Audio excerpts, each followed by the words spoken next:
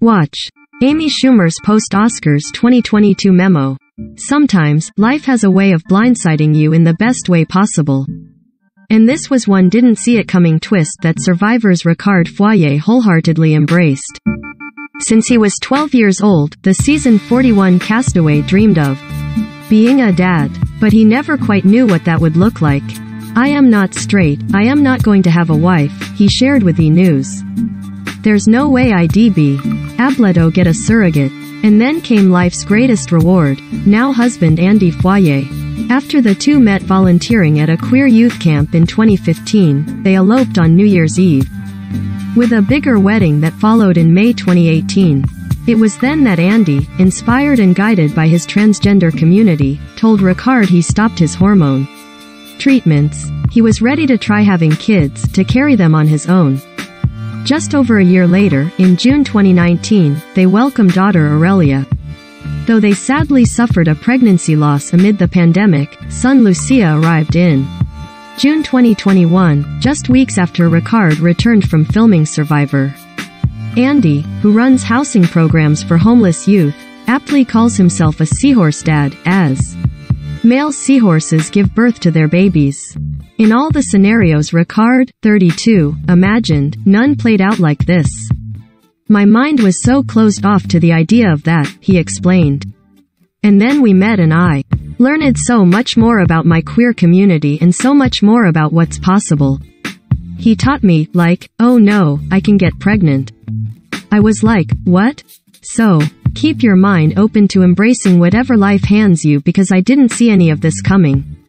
In honor of Transgender Visibility Day March 31st, the Washington-based pair share their relatable, challenging and pretty damn inspiring journey to fatherhood. Ricard Foyé. "I was actually in the process of fostering. I've always wanted to be a dad. It's been the most important thing to me. And so, that's something we definitely discussed early on. We definitely did not discuss him carrying our kids." Andy Foyé. "Prior to meeting Ricard, I had not really thought about having kids and definitely not carrying kids. But once I met him, it was clear I did want to have a family with him. And I have to thank other seahorse dads who went before me to even know that was something I could think about, be excited about and be comfortable with. After our wedding, it felt wed settled in a new state. I had a good job. We were figuring out what our lives were going to look like, and it just seemed a good time to see what happens. Some doctors mistakenly say if you start taking testosterone you become infertile. Was that a concern? I was definitely given that misinformation. But I saw other trans dads get pregnant and have beautiful babies, then learned more about where that information was actually coming from and that it's not from any study, just from people's assumptions. All I had to do was go off of hormones for a few months to get pregnant. That's not true for everyone because everyone's fertility journey is different whether they are trans or not. But being on testosterone doesn't itself impact. What was the most challenging part of pregnancy? Trying to make sure I could be as accommodating as possible, to not have Andy have these interactions with the motherhood aspect of this pregnancy. We went to a birthing class and the person who was teaching said, "Hey, can everybody say their pronouns?" And I remember one of the mothers being like, she, her?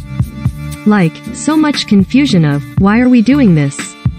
And then, it became more apparent he could be carrying the child as well as have he, him pronouns. I just tried to be as helpful as possible, but it was scary. And it's still scary when I think about when our kids go to school and one of them says, "I came out of my daddy's belly." I know if we don't tell the teacher beforehand, or if we are not proactive explaining to this classroom that this is a possibility, she's going to be told you're wrong. And that's my biggest fear. The most surprising thing for me was how much I loved it. Learning about the baby's development, seeing the ultrasounds and then feeling them move around was really special. And it made me feel more connected to my body in the way that I thought it would be the opposite. I definitely experienced a lot of dysphoria and discomfort, but pregnancy made me feel my body was powerful. It was a gift. Those times when you were feeling dysphoria, what would you do to regain confidence? I I tried to keep doing activities, like running, hiking and taking my dogs out in the woods. Because those things make me generally feel good. When I was pregnant with Lucia, I grew a mustache. It wasn't a good one. Laughs. But it was a thing I could do that made me feel like a man in a way that nothing else that was going on was reinforcing. What was that wave of emotion like when you held your daughter for the first time? I was a wreck. We had been planning on a home birth, but labor didn't go as expected and we ended up transferring to a hospital. We didn't want to be a sideshow. We didn't want people just randomly walking in to be like, let's say hi. And then I found out my grandma died a few minutes before pushing started. So, it was such a complicated day. And then this amazing thing happens. I got to pull Aurelia out. I don't remember anything but crying and sleeping the rest of the day. It was perfect even though it was far from what we thought we'd wanted and planned for. The moment they handed her to me, first I was a little freaked out and was asking if she was breathing. But after that, looking at her face, I just knew her already. She was ours and I've been in love with her ever since. Why did you decide to have a second soon after? I grew up with 2 siblings and we were all close in age. It was fun to have built-in friends, sometimes enemies. Laughs. I was just like, this is so hard. Why do you want another? I postponed it as long as he would allow. But then, Lucia was born, and I realized I was just way in my head. I see how much we've taught Aurelia. I am like, we created this little human who can have full conversations with us. We actually did. How did your pregnancies differ? I learned things to make myself more comfortable. I bought some sweatpants overalls, which are pretty much the best thing ever. But the biggest thing was to trust myself in my body. With Ari, there was extra concern for me being a trans dad and also for her being a bit small, but she was born perfectly healthy. So, with the second pregnancy, I was able to trust myself to know when things were going well and when I should ask more questions. How did Covet impact your pregnancy? It was tough because he couldn't come to any of the appointments or ultrasounds. It was actually tougher the pregnancy we lost before Lucia, when I was going through that miscarriage. It was hard for me, but I was also hard for him to not get closure in the same way that I did. It was tough because I wanted to prioritize making sure that whatever he was physically and emotionally going through was taken care of and that he felt supported. Finding out about a miscarriage on FaceTime is wild. I felt very much not a part of helping him. I felt powerless. And that was a way to protect myself with going into Survivor. I felt I had to not focus on it and that helped me get through the game. With Andy pregnant with Lucia, did you have any hesitations about going on the show? I should probably say, yes, but no. Laughs. There was no way I was going to leave that opportunity behind. There were definitely conversations about, what do we do? How are we going to handle this? Not only that, he works a lot of hours, has a 1.5-year-old at the time running around and was 7.5 months pregnant when I left. I was like, sorry, the best I can do is set up autopay for all of our bills. Laughs. I was very excited for him. But we had our own version of Survivor going on over here. Laughs. Since sharing a glimpse into your family on the show, have fans been reaching out? It's something I actually did not anticipate. So many people want to connect, ask questions about the pregnancy and get advice. And I love it, but it's daunting. We can tell you our story, but it's hard when people ask for advice for their journey. I don't want to give bad advice ever. Andy, what have you learned about yourself throughout this journey? When I talk about my story, our family and how we came to have our kids, I try to hold up that this is just my experience and it's okay to feel another way. About yours. It's important to talk about how it's okay to have complicated feelings about yourself, your gender and your body, whether someone is trans, non-binary, cis or any other identity. I am very solidly identified as a trans-masculine person. I didn't feel my identity changed at all being pregnant. If anything, I just felt more rooted in who I am and how much more comfortable I am with my body. Is the door closed on having more kids? RF laughs. He was badgering me just last night. He was like, so when are we having our third? I was just adding to the baby name list. I am like, you can erase that baby name list. I don't want any more, but he'll get his way, I am sure. Laughs. I just want to sleep through the night. What do you love most about fatherhood? AF. Our kids are just so cool. And they're hilarious, especially Ari because she's older and her personality is coming out more. Every single day we look at each other and we're like, who taught her that? RF.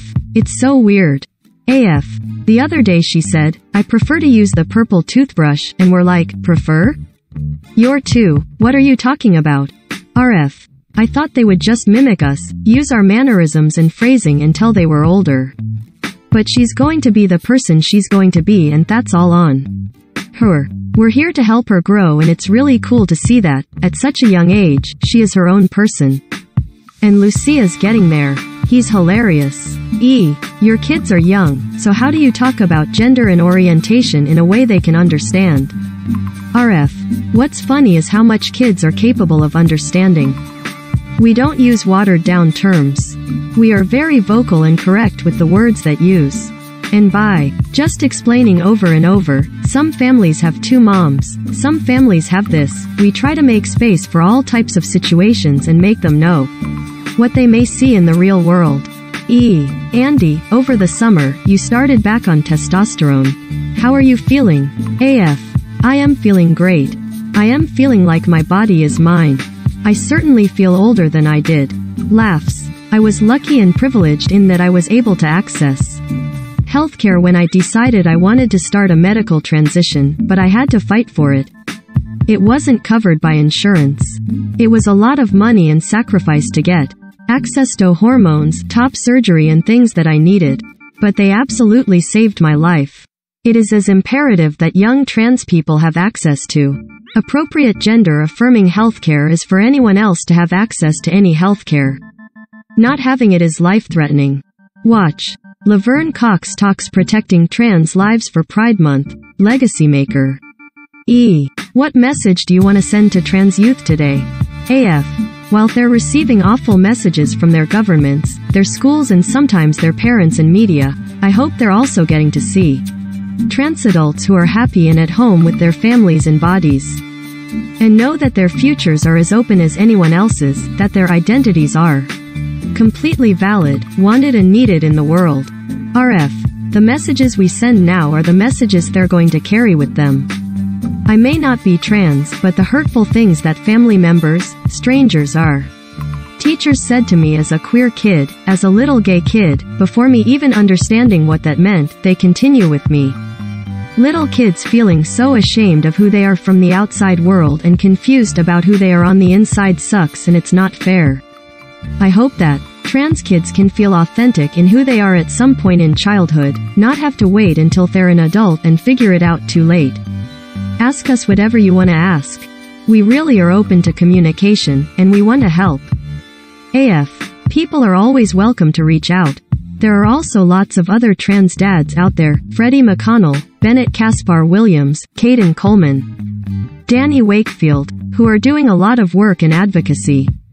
We want you in the world and the world needs you.